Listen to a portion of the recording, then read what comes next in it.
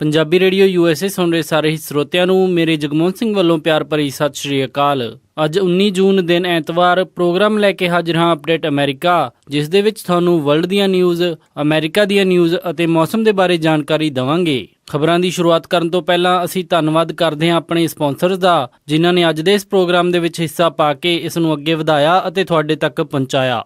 ਅੱਜ ਦੀਆਂ ਖਬਰਾਂ ਦੇ ਸਪਾਂਸਰਸ ਹਨ ਖਾਲਸਾ ਇੰਸ਼ੋਰੈਂਸ ਏਜੰਸੀ ਵਾਲੇ ਸੈਨ ਹੋਜ਼ੇ ਤੋਂ, ਜੋ ਕਿ ਹਰ ਪ੍ਰਕਾਰ ਦੀ ਇੰਸ਼ੋਰੈਂਸ ਕਰਦੇ ਹਨ ਅਤੇ ਕਿਸੇ ਵੀ ਤਰ੍ਹਾਂ ਦੀ ਇੰਸ਼ੋਰੈਂਸ ਦੀ ਜਾਣਕਾਰੀ ਦੇ ਲਈ ਤੁਸੀਂ ਇਹਨਾਂ ਨੂੰ ਕਾਲ ਕਰ ਸਕਦੇ ਹੋ 408 272 2500 ਤੇ। ਇਸ ਦੇ ਨਾਲ ਸੰਤੋਖ ਸਿੰਘ ਬਾਸੀ, ਪਰਮਜੀਤ ਕੌਰ ਜੀ ਬਾਸੀ ਫਰੀਮੌਂਟ ਤੋਂ, ਮਨਜੀਤ ਸਿੰਘ ਨਰਿੰਦਰ ਕੌਰ ਕਲਾਰ ਜੀ ਕਲੋਵਿਸ ਤੋਂ ਅਤੇ ਗਿਆਨ ਸਿੰਘ ਨਾਗਰਾ ਜੀ ਸੈਨ ਹੋਜ਼ੇ ਤੋਂ। ਜੇਕਰ ਤੁਸੀਂ ਵੀ ਇਸ ਪ੍ਰੋਗਰਾਮ ਨੂੰ ਜਾਂ ਪੰਜਾਬੀ ਰੇਡੀਓ USA ਦੇ ਕਿਸੇ ਵੀ ਹੋਰ ਪ੍ਰੋਗਰਾਮ ਨੂੰ ਸਪਾਂਸਰ ਕਰਨਾ ਚਾਹੁੰਦੇ ਹੋ ਤਾਂ ਤੁਸੀਂ ਕਾਲ ਕਰ ਸਕਦੇ ਹੋ 408 722 7698 ਤੇ, ਜਾਂ ਫਿਰ ਸਾਨੂੰ ਈਮੇਲ ਕਰ ਸਕਦੇ ਹੋ ਸਾਡੇ ਈਮੇਲ ਐਡਰੈਸ info@punjabiradiousa.com ਤੇ। ਹੁਣ ਵਧਦੇ ਹਾਂ ਜੀ ਅੱਜ ਦੀ ਪਹਿਲੀ ਖਬਰ ਵੱਲ। ਰਿਪਬਲਿਕਨ ਪਾਰਟੀ ਦੇ ਉਮੀਦਵਾਰ ਡੋਨਲਡ ਟਰੰਪ ਨੇ ਇੱਕ ਵਾਰੀ ਫਿਰ ਮੁਸਲਮਾਨਾਂ ਨੂੰ ਅਮਰੀਕਾ ਦੇ ਲਈ ਥ੍ਰੈਟ ਦੱਸਿਆ ਹੈ। ਡੋਨਲਡ ਟਰੰਪ ਨੇ ਫਿਨਿਕਸ ਦੇ ਵਿੱਚ ਹੋਈ ਰੈਲੀ ਦੇ ਵਿੱਚ ਕਿਹਾ ਕਿ ਅਮਰੀਕਾ ਨੂੰ ਮੁਸਲਮਾਨਾਂ ਦੀ ਪ੍ਰੋਫਾਈਲਿੰਗ ਕਰਨੀ ਚਾਹੀਦੀ ਹੈ। ਡੋਨਲਡ ਟਰੰਪ ਨੇ ਕਿਹਾ ਕਿ ਦੇਸ਼ ਦੀ ਹਾਲਤ ਦੇਖਦੇ ਹੋਏ ਇਸ ਨੂੰ ਕਰਨ ਦੇ ਵਿੱਚ ਕੋਈ ਵੀ ਗੁਰੇਜ਼ ਨਹੀਂ ਕਰਨਾ ਚਾਹੀਦਾ। ਉਹਨਾਂ ਨੇ ਕਿਹਾ ਕਿ ਹਾਲਾਂਕਿ ਉਹ ਜਾਤੀ ਤੌਰ ਤੇ ਇਸ ਦੇ ਖਿਲਾਫ ਹਨ, ਪਰ ਦੇਸ਼ ਤੋਂ ਅੱਗੇ ਕੁਝ ਵੀ ਨਹੀਂ ਆਉਂਦਾ। ਹਾਲਾਂਕਿ ਟਰੰਪ ਦਾ ਇਹ ਪ੍ਰਪੋਜ਼ਲ ਜਸਟਿਸ ਡਿਪਾਰਟਮੈਂਟ ਪਾਲਿਸੀ ਦੇ ਬਿਲਕੁਲ ਉਲਟ ਹੈ, ਕਿਉਂਕਿ ਜਸਟਿਸ ਡਿਪਾਰਟਮੈਂਟ ਪਾਲਿਸੀ ਦੇ ਹਿਸਾਬ ਦੇ ਨਾਲ ਕਿਸੇ ਵੀ ਦੇਸ਼, ਧਰਮ ਜਾਂ ਫਿਰ ਨੈਸ਼ਨਲ ਓਰੀਜਨ ਦੇ ਹਿਸਾਬ ਦੇ ਨਾਲ ਕਿਸੇ ਦੀ ਪ੍ਰੋਫਾਈਲਿੰਗ ਨਹੀਂ ਕੀਤੀ ਜਾ ਸਕਦੀ। ਟਰੰਪ ਦੇ ਮੁਸਲਮਾਨਾਂ ਦੇ ਖਿਲਾਫ ਲਗਾਤਾਰ ਆ ਰਹੇ ਬਿਆਨਾਂ ਦਾ ਰਿਪਬਲਿਕਨ ਪਾਰਟੀ ਦੇ ਲੀਡਰਸ ਨੇ ਵੀ ਤਕੜਾ ਵਿਰੋਧ ਕੀਤਾ ਹੈ। ਇਹਨਾਂ ਦੇ ਵਿੱਚ ਹਾਊਸ ਸਪੀਕਰ ਪੌਲ ਰਿਆਨ, ਸਿਵਲ ਲਿਬਰਟੇਰੀਅਨਸ, ਮੁਸਲਿਮ ਗਰੁੱਪ ਅਤੇ ਹੋਰ ਕਈਆਂ ਨੇ ਇਸ ਨੂੰ ਅਸੰਵਿਧਾਨਿਕ ਅਤੇ ਧਰਮ ਦੇ ਆਧਾਰ ਤੇ ਡਿਸਕ੍ਰਿਮੀਨੇਸ਼ਨ ਦੱਸਿਆ ਹੈ। ਡੋਨਲਡ ਟਰੰਪ ਪਹਿਲਾਂ ਵੀ ਮੁਸਲਮਾਨਾਂ ਨੂੰ US ਦੇ ਵਿੱਚ ਐਂਟਰੀ ਤੋਂ ਬੈਨ ਕਰਨ ਵਰਗੇ ਬਿਆਨ ਦੇ ਚੁੱਕੇ ਹਨ। ਇਰਾਕ ਦੇ ਵਿੱਚ ISIS ਦੇ ਖਿਲਾਫ ਚੱਲ ਰਹੀ ਲੜਾਈ ਦੇ ਵਿੱਚ ਫਲੂਜਾ ਸ਼ਹਿਰ ਦੇ ਉੱਤੇ ਕਬਜ਼ਾ ਕਰ ਰਹੀਆਂ ਇਰਾਕੀ ਫੌਜਾਂ ਨੇ ਅੱਜ ਕਿਹਾ ਹੈ ਕਿ ਫਲੂਜਾ ਸ਼ਹਿਰ ਦੇ ਵਿੱਚ ਉਹਨਾਂ ਨੇ 377 ISIS ਦੇ ਲੜਾਕਿਆਂ ਨੂੰ ਮਾਰ ਦਿੱਤਾ ਹੈ। ਇਰਾਕੀ ਪੁਲਿਸ ਨੇ ਦੱਸਿਆ ਕਿ ਉਹਨਾਂ ਦੇ 45 ਵਹੀਕਲਸ, ਜਿਨ੍ਹਾਂ ਦੇ ਵਿੱਚ 24 ਕਾਰ ਬੰਬ ਸਨ ਅਤੇ 127 ISIS ਦੇ ਬੇਸਾਂ ਨੂੰ ਖਤਮ ਕਰ ਦਿੱਤਾ ਗਿਆ ਹੈ। ਇਰਾਕੀ ਪੁਲਿਸ ਨੇ ISIS ਦੇ ਸਾਰੇ ਹਥਿਆਰ ਅਤੇ ਅਸਲਾ ਬਰਾਮਦ ਕਰ ਲਿਆ ਹੈ। ਬੰਬ ਸਕੁਐਡ ਨੇ 516 ਬੰਬਸ ਨੂੰ ਡਿਫਿਊਜ਼ ਕੀਤਾ। ਫਲੂਜਾ ਸ਼ਹਿਰ ਦੇ ਉੱਤੇ ਪਿਛਲੇ ਲਗਾਤਾਰ 3 ਹਫ਼ਤਿਆਂ ਤੋਂ US 에ਅਰ ਸਟ੍ਰਾਈਕਸ ਦੀ ਮਦਦ ਦੇ ਨਾਲ ਇਰਾਕੀ ਆਰਮੀ ISIS ਦਾ ਕਬਜ਼ਾ ਛੁਡਾਉਣ ਦੇ ਵਿੱਚ ਲੱਗੀ ਹੋਈ ਸੀ। ਇਰਾਕੀ ਪ੍ਰਾਈਮ ਮਿਨਿਸਟਰ ਹੈਦਰ ਅਲ ਅਬਾਦੀ ਛੇਤੀ ਹੀ ਫਲੂਜਾ ਦੀ ਆਜ਼ਾਦੀ ਦੀ ਘੋਸ਼ਣਾ ਕਰਨਗੇ। ਨਵੰਬਰ 2016 ਦੇ ਵਿੱਚ ਰਾਸ਼ਟਰਪਤੀ ਦੇ ਲਈ ਹੋਣ ਜਾ ਰਹੀਆਂ ਚੋਣਾਂ ਦੇ ਲਈ ਰਿਪਬਲਿਕਨ ਪਾਰਟੀ ਦੇ ਉਮੀਦਵਾਰ ਡੋਨਲਡ ਟਰੰਪ ਦਾ ਉਹਨਾਂ ਦੀ ਹੀ ਪਾਰਟੀ ਦੇ ਵਿੱਚ ਕਈ ਰਿਪਬਲਿਕਨ ਲੀਡਰਸ ਵੱਲੋਂ ਵਿਰੋਧ ਹੋ ਰਿਹਾ ਹੈ। ਇਸ ਦੇ ਉੱਤੇ ਹਾਊਸ ਸਪੀਕਰ ਪੌਲ ਰਿਆਨ ਹੁਣ ਡੋਨਲਡ ਟਰੰਪ ਦੀ ਸਪੋਰਟ ਦੇ ਵਿੱਚ ਆ ਗਏ ਹਨ। ਉਹਨਾਂ ਨੇ ਡੋਨਲਡ ਟਰੰਪ ਦੇ ਸਮਰਥਨ ਦੇ ਵਿੱਚ ਕਿਹਾ ਕਿ ਸਾਰੇ ਨੇਤਾਵਾਂ ਨੂੰ ਪਾਰਟੀ ਦੇ ਲਈ ਇਕਜੁੱਟ ਹੋਣਾ ਚਾਹੀਦਾ ਹੈ। ਡੋਨਲਡ ਟਰੰਪ ਨੇ ਲਾਸ ਵੇਗਸ ਦੇ ਟ੍ਰੈਜ਼ਰ ਆਈਲੈਂਡ ਹੋਟਲ ਦੇ ਵਿੱਚ ਕਿਹਾ ਕਿ ਇੱਕ ਸਮੂਹ ਹੈ ਜੋ ਕਿ ਪਾਰਟੀ ਦੇ ਜੁਲਾਈ 'ਚ ਹੋਣ ਵਾਲੀ ਕਨਵੈਨਸ਼ਨ ਦੇ ਵਿੱਚ ਉਹਨਾਂ ਨੂੰ ਉਮੀਦਵਾਰੀ ਹਾਸਲ ਕਰਨ ਤੋਂ ਰੋਕਣ ਦੀ ਕੋਸ਼ਿਸ਼ ਕਰ ਰਿਹਾ ਹੈ। ਲਾਸ ਵੇਗਸ ਦੇ ਵਿੱਚ ਚੱਲ ਰਹੀ ਡੋਨਲਡ ਟਰੰਪ ਦੀ ਰੈਲੀ ਦੇ ਵਿੱਚ ਇੱਕ 19 ਸਾਲ ਦੇ ਮੁੰਡੇ ਮਾਈਕਲ ਸੈਂਡਫੋਰਡ ਨੇ ਇੱਕ ਪੁਲਿਸ ਅਫਸਰ ਤੋਂ ਗਨ ਖੋਹਣ ਦੀ ਕੋਸ਼ਿਸ਼ ਕੀਤੀ। ਪੁਲਿਸ ਅਫਸਰ ਨੇ ਦੱਸਿਆ ਕਿ ਮਾਈਕਲ ਸੈਂਡਫੋਰਡ ਰੈਲੀ ਦੇ ਵਿੱਚ ਦਾਖਲ ਹੋਣ ਦੀ ਗੱਲ ਕਰ ਰਿਹਾ ਸੀ ਅਤੇ ਉਹ ਕਹਿ ਰਿਹਾ ਸੀ ਕਿ ਉਹ ਡੋਨਲਡ ਟਰੰਪ ਤੋਂ ਆਟੋਗ੍ਰਾਫ ਲੈਣਾ ਚਾਹੁੰਦਾ ਹੈ। ਇਸੇ ਚੱਲ ਰਹੀ ਗੱਲਬਾਤ ਦੇ ਵਿੱਚ ਉਹਨੇ ਪੁਲਿਸ ਅਫਸਰ ਦੇ ਕੋਲੋਂ ਗਨ ਕੱਢਣ ਦੀ ਕੋਸ਼ਿਸ਼ ਕੀਤੀ। ਇਸ ਮੌਕੇ ਤੇ ਦੂਸਰੇ ਪੁਲਿਸ ਅਫਸਰ ਨੇ ਉਸ ਨੂੰ ਫੜ ਲਿਆ। ਹਾਲਾਂਕਿ ਇਹ ਗੱਲ ਹਜੇ ਤੱਕ ਸਾਫ਼ ਨਹੀਂ ਹੋਈ ਹੈ ਕਿ ਉਹ ਡੋਨਲਡ ਟਰੰਪ ਦੇ ਉੱਤੇ ਅਟੈਕ ਕਰਨ ਦੇ ਲਈ ਆ ਰਿਹਾ ਸੀ ਜਾਂ ਫਿਰ ਉਸ ਦਾ ਕੋਈ ਹੋਰ ਮਕਸਦ ਸੀ। ਸੀਕ੍ਰੇਟ ਸਰਵਿਸ ਨੇ ਦੱਸਿਆ ਕਿ ਮਾਈਕਲ ਸੈਂਡਫੋਰਡ ਦੇ ਉੱਤੇ 2 ਫੈਡਰਲ ਲਾਜ਼ ਨੂੰ ਵਾਇਲੇਟ ਕਰਨ ਦਾ ਚਾਰਜ ਲਾਇਆ ਗਿਆ ਹੈ।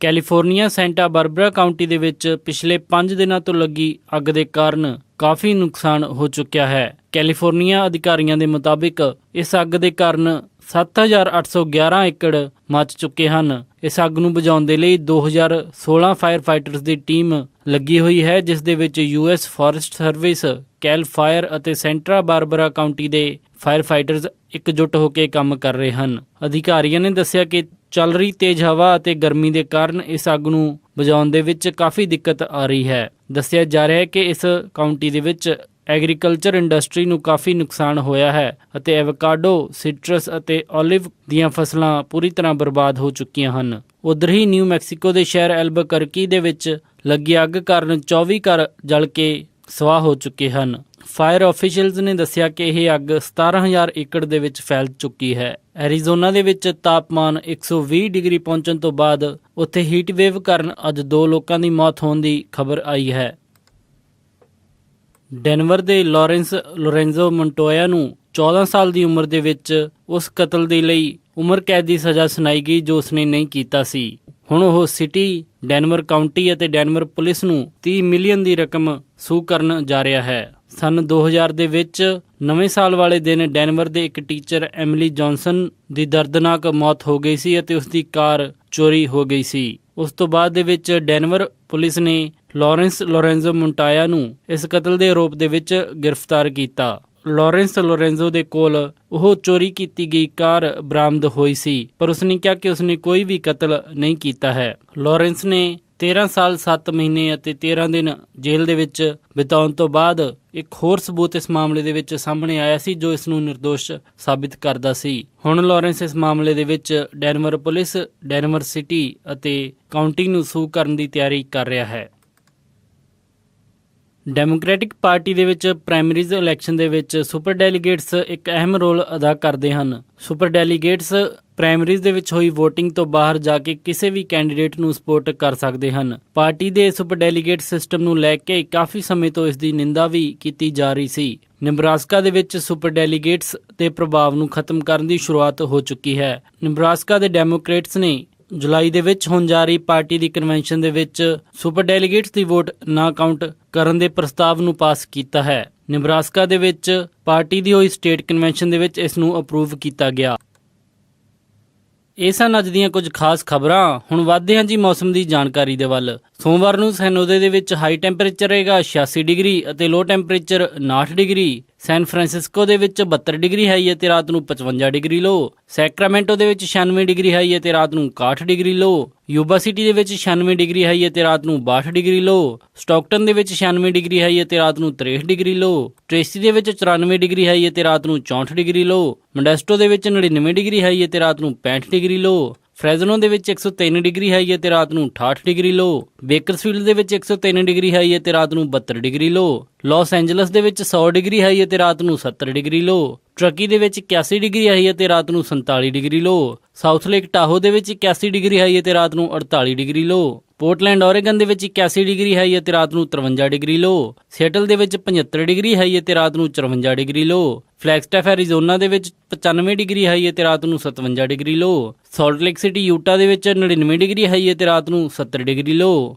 ਸ਼ਿਕਾਗੋ ਦੇ ਵਿੱਚ 90 ਡਿਗਰੀ ਹਾਈ ਅਤੇ ਰਾਤ ਨੂੰ 67 ਡਿਗਰੀ ਲੋ। ਨਿਊਯਾਰਕ ਦੇ ਵਿੱਚ 83 ਡਿਗਰੀ ਹਾਈ ਅਤੇ ਰਾਤ ਨੂੰ 70 ਡਿਗਰੀ ਲੋ। ਇੱਥੇ ਰਾਤ ਨੂੰ ਮੀਂਹ ਪਵੇਗਾ। ਕੈਨੇਡਾ ਟੋਰਾਂਟੋ ਦੇ ਵਿੱਚ 34 ਡਿਗਰੀ ਸੈਲਸੀਅਸ ਹਾਈ ਅਤੇ ਰਾਤ ਨੂੰ 15 ਡਿਗਰੀ ਸੈਲਸੀਅਸ ਲੋ। ਵਿਨੀਪੈਗ ਦੇ ਵਿੱਚ 21 ਡਿਗਰੀ ਸੈਲਸੀਅਸ ਹਾਈ ਅਤੇ ਰਾਤ ਨੂੰ 12 ਡਿਗਰੀ ਸੈਲਸੀਅਸ ਲੋ। ਕੈਲਗਰੀ ਦੇ ਵਿੱਚ 23 ਡਿਗਰੀ ਸੈਲਸੀਅਸ ਹਾਈ ਅਤੇ ਰਾਤ ਨੂੰ 10 ਡਿਗਰੀ ਸੈਲਸੀਅਸ ਲੋ। ਵੈਨਕੂਵਰ ਦੇ ਵਿੱਚ 22 ਡਿਗਰੀ ਸੈਲਸੀਅਸ ਹਾਈ ਅਤੇ ਰਾਤ ਨੂੰ 13 ਡਿਗਰੀ ਸੈਲਸੀਅਸ ਲੋ। ਪੰਜਾਬ ਅੰਮ੍ਰਿਤਸਰ ਦੇ ਵਿੱਚ 40 ਡਿਗਰੀ ਸੈਲਸੀਅਸ ਹਾਈ ਅਤੇ ਰਾਤ ਨੂੰ 29 ਡਿਗਰੀ ਸੈਲਸੀਅਸ ਲੋ। ਮੈਲਬਰਨ ਆਸਟ੍ਰੇਲੀਆ ਦੇ ਵਿੱਚ 13 ਡਿਗਰੀ ਸੈਲਸੀਅਸ ਹਾਈ ਅਤੇ ਰਾਤ ਨੂੰ 9 ਡਿਗਰੀ ਸੈਲਸੀਅਸ ਲੋ। ਲੰਡਨ ਦੇ ਵਿੱਚ 19 ਡਿਗਰੀ ਸੈਲਸੀਅਸ ਹਾਈ ਅਤੇ ਰਾਤ ਨੂੰ 13 ਡਿਗਰੀ ਸੈਲਸੀਅਸ ਲੋ। ਬਰਲਿਨ ਦੇ ਵਿੱਚ 23 ਡਿਗਰੀ ਸੈਲਸੀਅਸ ਹਾਈ ਅਤੇ ਰਾਤ ਨੂੰ 15 ਡਿਗਰੀ ਸੈਲਸੀਅਸ ਲੋ। ਫਰਾਂਸ ਪੈਰਿਸ ਦੇ ਵਿੱਚ 17 ਡਿਗਰੀ ਸੈਲਸੀਅਸ ਹਾਈ ਅਤੇ ਰਾਤ ਨੂੰ 15 ਡਿਗਰੀ ਸੈਲਸੀਅਸ ਲੋ ਰਹੇਗਾ ਜੀ। ਇਹ ਸੀ ਜੀ ਮੌਸਮ ਦੀ ਜਾਣਕਾਰੀ। ਵੀਕਐਂਡ ਹੋਣ ਕਾਰਨ ਅੱਜ ਸਟਾਕ ਮਾਰਕੀਟ ਬੰਦ ਰਹੀ। ਅਗਲੀ ਸਟਾਕ ਮਾਰਕੀਟ ਦੀ ਇਨਫੋਰਮੇਸ਼ਨ ਦਵਾਂਗੇ ਜੀ ਸੋਮਵਾਰ ਦੇ ਅੰਕ ਵਿੱਚ। ਇਸੇ ਦੇ ਨਾਲ ਅੱਜ ਦਾ ਇਹ ਖਬਰਾਂ ਦਾ ਬੁਲੇਟਿਨ ਇੱਥੇ ਹੀ ਸਮਾਪਤ ਕਰਦੇ ਹਾਂ ਜੀ। ਇਜਾਜ਼ਤ ਦਿਓ। ਉਮੀਦ ਹੈ ਕਿ ਤੁਹਾਨੂੰ ਅੱਜ ਦਾ ਇਹ ਪ੍ਰੋਗਰਾਮ ਪਸੰਦ ਆਇਆ ਹੋਵੇਗਾ। ਕਿਸੇ ਵੀ ਤਰ੍ਹਾਂ ਦੇ ਫੀਡਬੈਕ ਦੇ ਲਈ ਤੁਸੀਂ ਸਾਨੂੰ ਕਾਲ ਕਰ ਸਕਦੇ ਹੋ 408 272 5200 ਤੇ,